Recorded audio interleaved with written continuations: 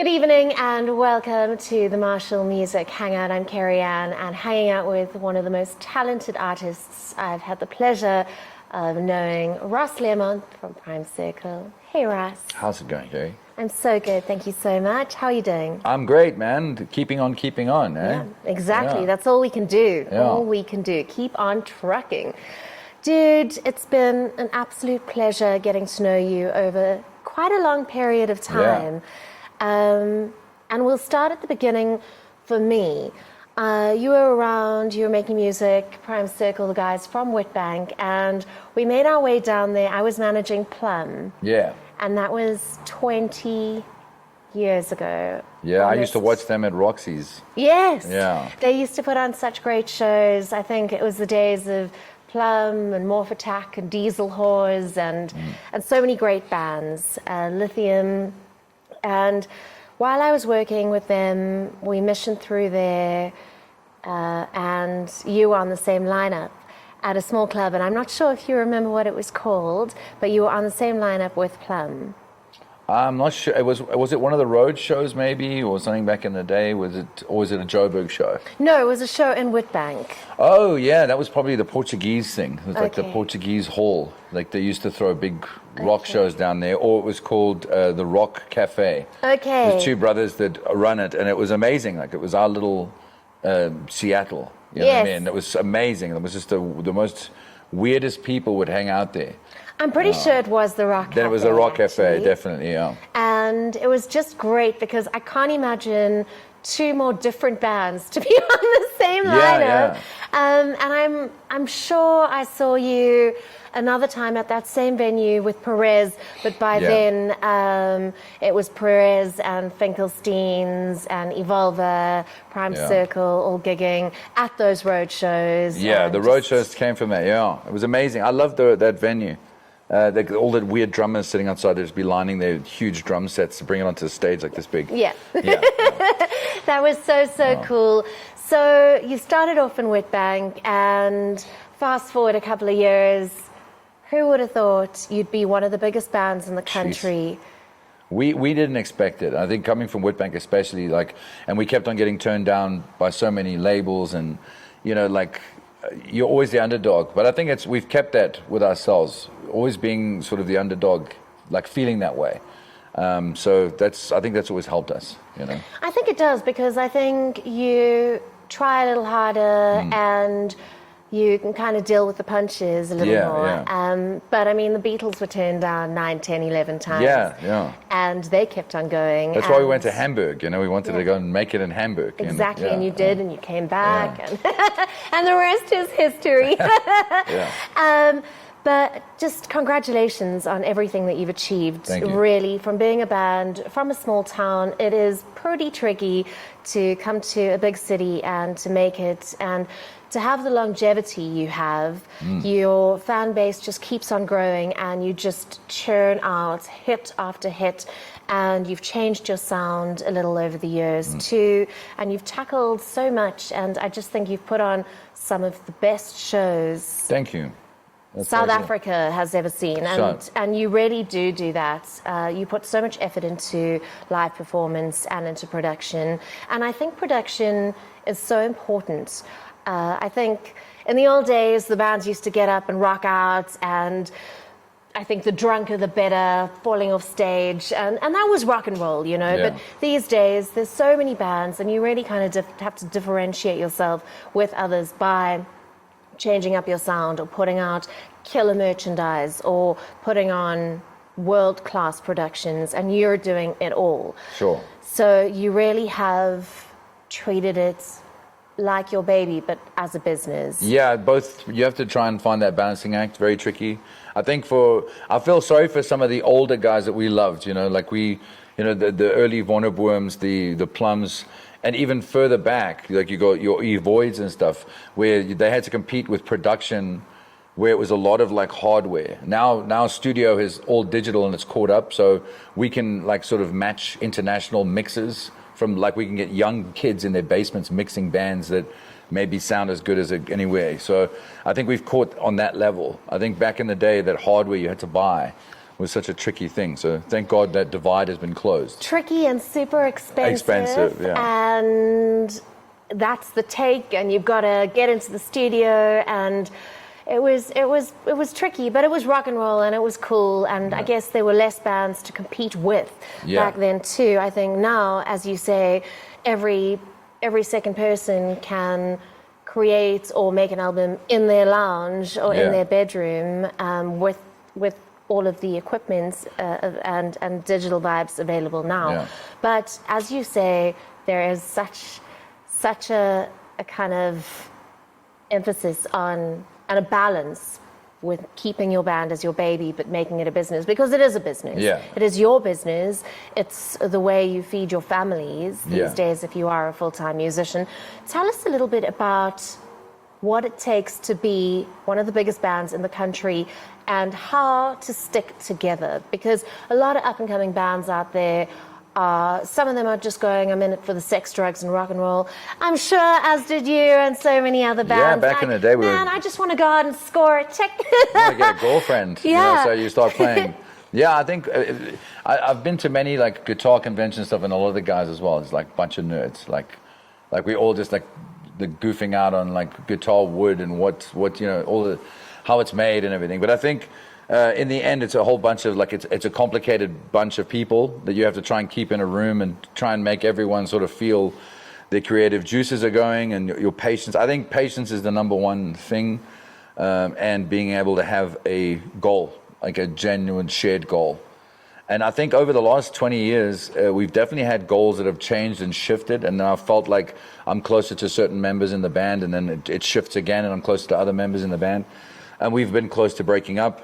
Many times we've been close to being sued so that we can't, you know, we have been sued that we couldn't potentially make any music anymore. So there's been a lot of like things on the road, bumpy road. But I think in the end, you just got to, we did it blindly. As well as it's a business, you also can do it like, we made a lot of stupid business decisions just to get on the road, like pay for the bus, let's do it, let's get on the tour. And it's a big gamble. So we can only say we're grateful for the memories, you know. But working this business has been a very, very tricky thing. Yep. Yeah, especially because there's a lot of gatekeepers in the industry for some reason. So there's a lot of people that will keep you from your goals. And you don't expect it. You think that there'd be people there constantly trying to facilitate it. But for you to jump ship and become a band in Europe is going to cost a lot of money. People who are making money off you here don't necessarily want you to do that, because for the next 2-3 years you'll be making nothing, and the gamble is on. So I don't know. It's not. You got to be very careful. So that's the big part. There's a lot of spiders out there and snakes. Yeah. I think you have to keep those that you trust close and make careful decisions, because it is very, very easy to make the wrong decision because you're caught up in the love for music and just wanting to jam and tour. And as you say, putting your own money out there and putting your heart on your sleeve, and every now and again you come across a couple of hurdles, and you do make mistakes and you learn from them, but it's hard to keep on getting up and carrying on as you've done. A lot of bands can't handle the pressure, they can't make it financially. So what you've done and what you've achieved along the way is absolutely phenomenal, because I think being a full-time musician in this day and age, anywhere in the world, is a very, very tricky thing, and there are very many hurdles. But patience is key, as Russ said, and I think all of those things you've just mentioned really are key to keeping it together and keeping it strong. So thank you so much for sharing that with us. My pleasure. But talking about wanting to go overseas and kind of possibly not having the backing from the people you need to have the backing from to make those moves, I'm sure disheartens you a little. And I remember so clearly walking up to you at the Roxy many, many, many years ago, and you'd just gotten the news that you were going to get signed in the US. Hello was huge. What happened? Yeah, how young we were and naive. I remember it was even on the Steve Hofmeyer show, like talking about it. Like it was so random. We were on every TV show in the country. There was just so much going on. There was a lot of hype and a buzz, and it was straight after the Birds of Prey tour as well. And just there was so much going on. It was such an exciting time. But again, like, don't believe everything you see and hear. It was also time to re-up on the record deal. So let's re-sign again because this big deal's happening. You got to read between the lines with a lot of stuff like that as well. So then obviously you re-sign and you sign for more albums because there's good news coming in, and then not necessarily that news might fall through. So yeah, but it's hard work, and it is like it's a dream, and I think that a lot of these things do fall through. So that's what happened. You know what I mean? Like you sign up and you extend your stay, put it that way, and then it's not actually all it was said to be. Yeah, you're expecting a bed and breakfast, and the breakfast doesn't arrive. Yeah, I mean, that's the frustrating thing. Is all of us? I think a lot of South African like musicians are they're touring guys. We've been forced to become touring musicians, which is beautiful. Like it's become we're more and more becoming recording artists now that like that void has been closed. You know, there's a lot more beautiful recording stuff that we can do. But a lot of us have been touring guys. You know, road dogs, and that's the frustrating thing, is that when you can't get that, you know, you just could put us to work, point us in that direction, and send any number of South African bands. You just want to see them go. So like when those things get in the way, it's frustrating.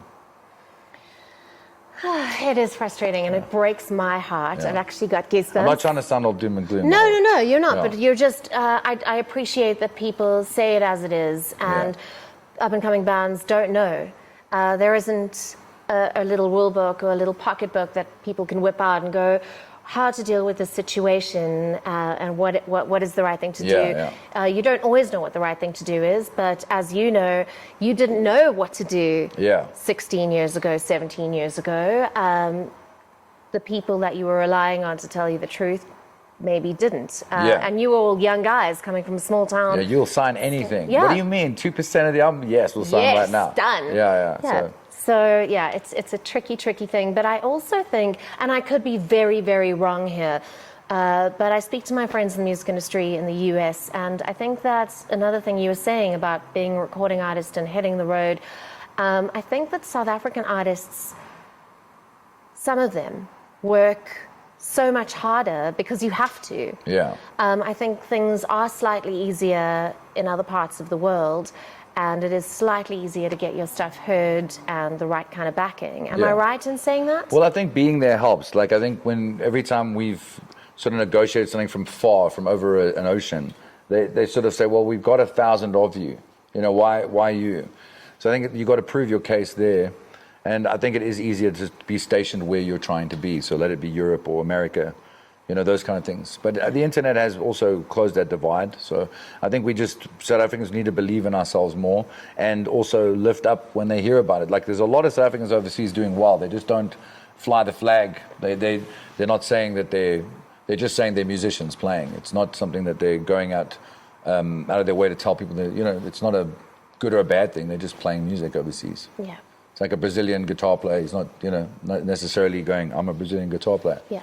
Yeah. Okay, I'm making a lot of sense here. No, you're making so much sense, and it's so great to be chatting to you about these things, because I've known you for such a long time, and we don't get to chat. We're always running past each other at shows, and you have so many beautiful stories to tell and so many lessons that you can teach or share with friends and artists out there. So I'm glad that I'm getting to do that now. Sure. Another thing I find incredible about you, I know that you're an incredible vocalist and your voice is so unique, but your songwriting is unbelievable. Thank you, man. You are absolutely one of the greatest songwriters I've ever had the pleasure of knowing. Thank you. And I think you touch so many people with your lyrics. Is that your favorite part of the process, or is it being live, performing live? Is it the recording process? I never used to love the studio that much. I always found it very difficult in the beginning when I was younger, just because of like getting used to that whole system and lack of energy and focus and trying to be perfect on everything. Which is something I think we'll always be chasing. But yeah, I love the fact of having a new song in your pocket is like having new currency for me. Not in a monetary way. It's creative spirituality. I don't know what it is. It's something that just fills me up, and I feel I become more confident in my life. It defines me for a while, and then I'll start to really hate it or I'll start to think it's okay, or I'll like really love it, or I'll move away from it for a while, and then it becomes sort of property of the band and the world, you know. And then you watch from afar, like you hold that song for a little while and it's yours, and then you can play it to a couple of friends and you get excited in the eyes, and then you bring the song out. It's a lovely, and then when people sing the song back, that's the number one. That is like the best feeling in the world. I don't think. That's the crack cocaine of rock music. You know? That's the thing you crave. Yeah. And I think you are one of the bands that your fans are so hardcore. They're so loyal. And I know from coming, obviously, to so many of your shows and watching you live throughout the years, but also being on radio, you are most definitely one of the most requested bands on my shows by Brilliant. far. Yeah. Thanks, Mom. Yes, you'll get that next starter bundle. But it must be magical watching such a big audience with their camera phones or their lighters and just singing it back to you. The last Opi Kopi was one of my probably top 3 moments of my life. Yeah. Like if lightning had struck afterwards. Neil got lost on the way there, and he was coming from Durban and he ended up miles away. And he's an integral part of the song. So I just said, we got to get to it. We're going to play this song, and just went up with an acoustic, walked up to the front, and just started singing it. And before I could get to the second line, the crowd had taken over, and it was the most amazing moment. And Neil arrived just at the end, just to add that last chorus in, and it was almost like it was planned, but it was probably one of the most epic moments. And hearing the crowd sing it back, and I think that's better than anything, you know. That's such justification. You know. Yeah, and Neil, just such a great guy. I mean, I think he's terrible with directions, but he's a lovely guy. Lovely guy. Yeah. But yeah, I think I remember watching him playing with Jimmy 12-inch. Yeah, I was a big fan. Way back when, and then I remember him calling me and going like, "I'm joining Prime Circle," and I went, "You're doing what now?" Yeah, he was in Driver Lane and we stole him. Driver Lane, yes. Wow, and what a magic part of the band. Yeah. I think your whole band, I think you all complement each other so much. Yeah. Well, the members have started, they defined certain records. I think when Neil joined, it definitely opened our sound up and changed the way we wrote. Like, because we've always wrote quite simple songs, but I think when Neil joined, there was a little bit more roundabout ways to do things. He taught us a little bit more about that in a way. And then when Dale joined, it was just this madman was put behind the wheel to drive the engine. And so he changed the sound as well then to the Jekyll and Hyde and Never Bring Us Down phases. So it's amazing. Maybe we'll get a stand-up bass player. Any stand-up bass players around, or someone on maybe a xylophone. Change the sound again. Yeah. People often joke about playing the triangle, but I would love to play the triangle in your band. But metal, you can get it with the spoon. Did you see that thing recently? Never mind. But it was like a mixer, and you put it in the triangle. All right. That's a metal triangle. Excellent. Yeah. Well, I am a metalhead, so yeah. Cool. You also did Bare Bones, and you performed recently, just all stripped down, a little storytelling, and so beautiful. Thank you. So beautiful. Are you going to be doing that again soon? It's slowly me trying to just find some new songs for the solo record, and not to make it sound too much like the band, but I wanted to sort of describe my journey and sort of where I'm going and where I've been, and what some of my side influences are, like soul and, you know what I mean, those kind of styles, and just sort of play the songs differently and see where they actually come from, and just get out there on my own, because I've never really done that. I've never played on my own, never broken away. So it's something that I've been building for a long time. Right? Yeah. Because I think if you are supported and backed by such a great band, it must be a little scary to just be there alone. Yeah, 20 years of the same guys, you know what I mean? It's like it's a big family. Yeah. So it was very weird just being out there without them. And even though sometimes we played shows where I haven't looked at them, it's been the weirdest thing. I'm like, sorry, I only saw you after the show. Kind of just in the mode, just jamming. Yeah. So it's been an amazing experience, and just testing my edges, finding my edges as a musician again, and what is value to me, you know. Yeah. Okay, I have one or two more questions for you. The first being, and this is a tricky one, I can only imagine it being tricky. I don't have any songs that I've written that have been massive hits. And so maybe you can't even answer this, and maybe it changes as time goes by. But if you were to choose your favorite Prime Circle song, what would that be? Sure. It's tricky, but I'd have to say Ghost.